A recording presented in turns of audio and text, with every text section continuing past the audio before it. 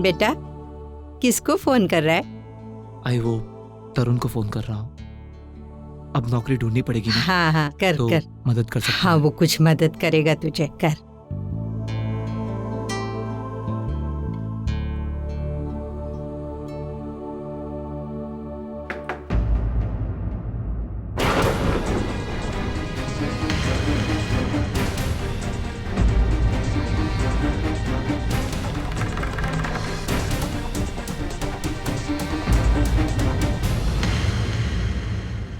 मुझे यहाँ पर देख करके आप सबका चौंकना जायज है, लेकिन मैं यहाँ पर एक खास मकसद से आया हूं।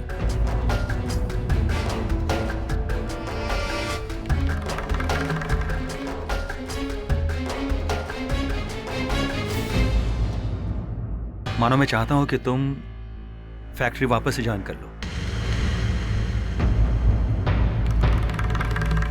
प्लीज मानो, मना मत करना। ऐसा करके मैं तुम पे कोई एहसान नहीं कर रहा हूं, मैं सिर्फ अपनी गलतियों का प्रायश्चित कर रहा हूं। अगर मैं तुम्हें वापस काम पे नहीं रखता हूं तो वो हमारी सबसे बड़ी गलती होगी, और फिर हो सकता है कि तुम्हें वापस काम पे न रखने पर बाकी वर्कर्स भी काम पे ना आए। डीएस कंपनी का पार्टनर होने के नाते मैं तुम्हें वापस काम पे आने का ऑफर दे रहा हूं, वो भी इंक्रीमेंट के साथ में। मेरी समझ में नहीं आया, तुम लोगों को अचानक ये प्यार कैसे जग गया मेरे बच्चे के लिए? कल तक तो तुम लोग उसके जान के दुश्मन थे ना। आई मैं नहीं जानता हूं कि ऐसा मैं क्या करूं कि आपको मेरी बात पर विश्वास हो, लेकिन हाँ ये जरूर कहूंगा कि अगर मानो हमारी कंपनी में वापस से आता है तो मुझे बहुत खुशी होगी।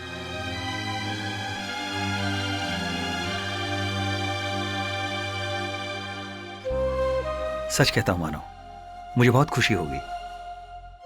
मैंने दबाव में आकर पेपर्स में साइन किए थे। मेरा मन मुझे मना कर रहा था, लेकिन न जाने कैसे मेरा दिमाग उस पर हावी हो गया। मुझे एहसास तब हुआ जब मैंने अर्चना को देखा।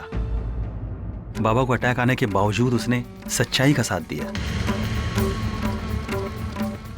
मैं अपने आप को बहुत छोटा महसूस करने लगा उसके सामने। फिर मुझे एहसास हुआ कि नहीं, मुझे तुम्हारा एक बार साथ देना चाहिए, मुझे तुम्हारे साथ न्याय करना चाहिए, इसलिए मैं यहां पर आया हूं। बाकी अंतिम निर्णय, अंतिम फैसला जो भी होगा तुम्हारा होगा।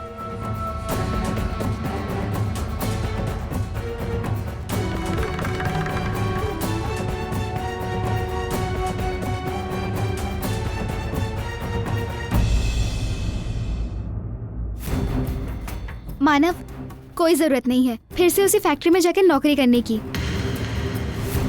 आज तुम्हारे साथ मीठे बोल बोलेंगे, कल तेरे पीठ में छुरा खोप देंगे। कोई जरूरत नहीं है वहां जाके नौकरी करने की। नहीं, मैं ये नौकरी करूंगा। ये मेरी नैतिक जीत होगी। आई जो भी इज्जत मैंने गंवाई है वो इज्जत मुझे वापस मिल जाएगी। मैं ये नौकरी करूंगा। हाँ बेटा, मैं तेरे साथ हूं।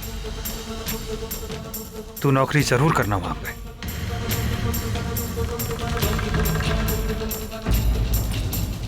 बाबा को हार्ट अटैक आया, मुझे उनसे मिलने जाना होगा। ये ले। विनोद जी आई।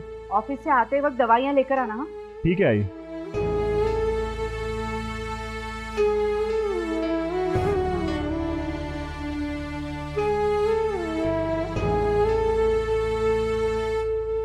हाँ रखिल। अच्छा बेटे, बाहर पेपर आया होगा, जरा लेके आना।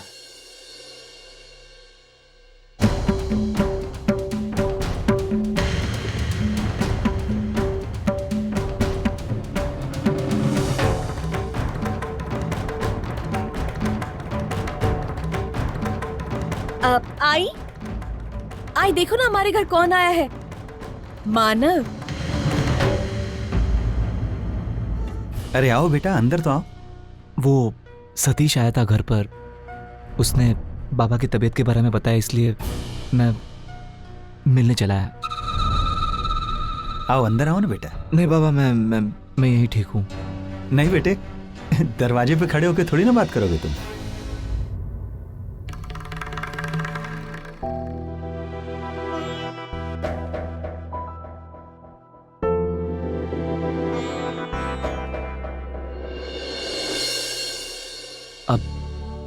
अब कैसी तबीयत है बाबा? अब बहुत हद तक ठीक है। आए, मैं चलता हूं। शाम को आते वक्त बाबा की दवाई ले आऊंगा। अरे टिफिन।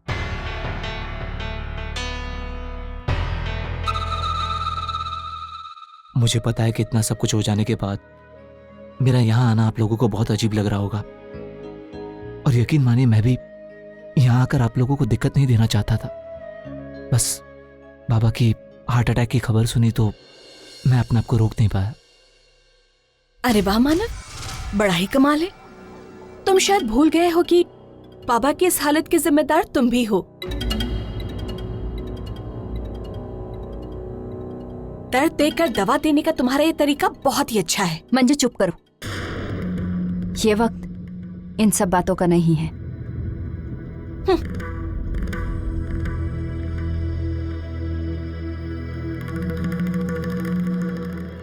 अरे भाई, मानव के लिए चाय तो बनाओ सुलोचना। नहीं आई, अब रहने दीजिए। मैं बस बाबा से मिलने आया था।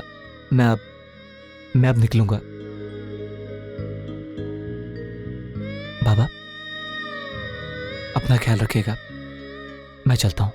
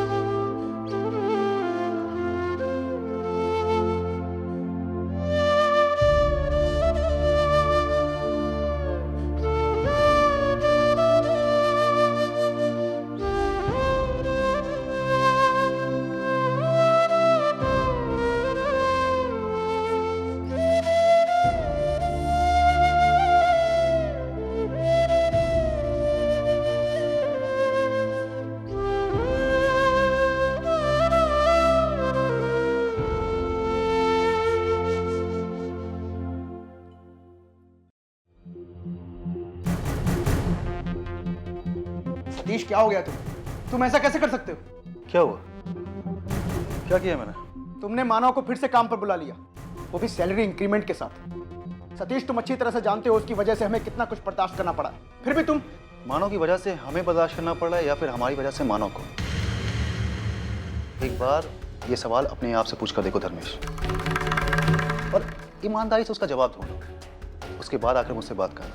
सतीश, मैं तुमसे जानता हूँ धर्मेश की जो भी मैंने किया है वो बिल्कुल सही किया है, बहुत सोच समझ कर किया है, और वो सही भी है। बाकी कंपनी का पार्टनर होने के नाते इतना तो मैं कर सकता हूँ ना। सतीश, तुम अपने अधिकारों का गलत फायदा उठा रहे हो। बिल्कुल नहीं, बल्कि जब से हमने पार्टनरशिप की है तब से लेकर के आज तक मैंने पहले बार अपने अधिकारों का इस्तेमाल किया। रमेश, एक बार बताओ, हम किस वजह से मानव को काम से बाहर निकाले? क्या किया उसने? जेल से वो बाइज्जत बरी हुआ। इसका मतलब ये है कि कंपनी में जो भी हादसा हुआ उसका वो जिम्मेदार नहीं है, वो एक काबिल वर्कर है। फिर हम उसे क्यों काम से बाहर निकालें? और फिर बिना वजह काम से बाहर निकालने का मतलब समझते हो तुम? कंपनी के बाकी वर्कर्स भी काम करना बंद कर देंगे। मैं सब जानता हूँ, और ये भी जानता हूँ कि ये सब तुम कंपनी के भले के लिए नहीं, मानव के भले के लिए कर रहे हो। तुम हमेशा से मानव के फेवर में रहे, तुमने हमेशा से उसकी और अर्चना की तरफदारी की। उन दोनों के रिश्ते को लेकर तुम हमेशा से इमोशनल रहे, और शायद यही वजह है। यही वजह, बिल्कुल यही वजह है उसे वापस से काम पर रखने की, क्योंकि मैं जानता हूं कि मैं सही हूं। रमेश, मानव और अर्चना गलत नहीं और ना ही कभी हो सकते हैं। हमने गलती की, हमने गुनाह किया, और मैं सिर्फ अपनी तरफ से अपने गुनाह का प्रायश्चित कर रहा हूं। मैं चाहूंगा कि तुम भी उसमें मेरा साथ दो, ताकि तुम्हारे अंदर का भी गिल्ट कुछ कम हो।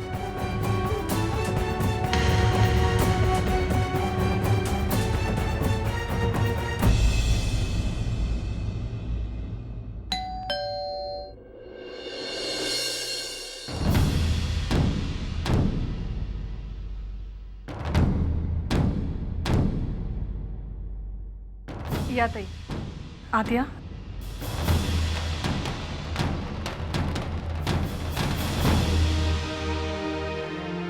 अरे अर्चना, तुम अकेली आई हो? नहीं, मुझे लगा आज भी तुम पुलिस साथ में लेकर आओगी। मेरे बेटे को जेल भेजकर शायद तुम्हारा मन नहीं भरा हो, तो हम लोगों को भी साथ। प्रभाती, अर्चना से बहुत बड़ी गलती हो गई है और मैं ये भी जानती हूँ कि इस गलती की कोई माफी नहीं है। फिर भी इस विश्वास के साथ आज यहाँ आई हूँ कि आप उसे जरूर माफ करेंगी। देखिए, मैं यहाँ कोई रिश्ते की बात करने नहीं आई हूँ, क्योंकि जानती हूँ इतना सब कुछ होने के बाद ये रिश्ता नहीं जुड़ सकता। लेकिन अगर आप इसे माफ करेंगी तो हमारे परिवारों के बीच जो कड़वाहट है वो नहीं रहेगी। ताई, अच्छा हुआ जो आपने अपनी तरफ से ही इस रिश्ते को रोक दिया। इनकार करने की बहुत बड़ी जिम्मेदारी से आपने मुझे मुक्त कर दिया। ताई, मैं जानती हूँ आपके लड़के ने बहुत सारी गलतियाँ की हैं, लेकिन मैं आज भी आपकी इज्जत करती हूँ और सिर्फ आपकी वजह से मैं इसे माफ कर रही हूँ। ये हमारे घर की बहू भले ही ना बने, बनी गया, इसी घर की बहू।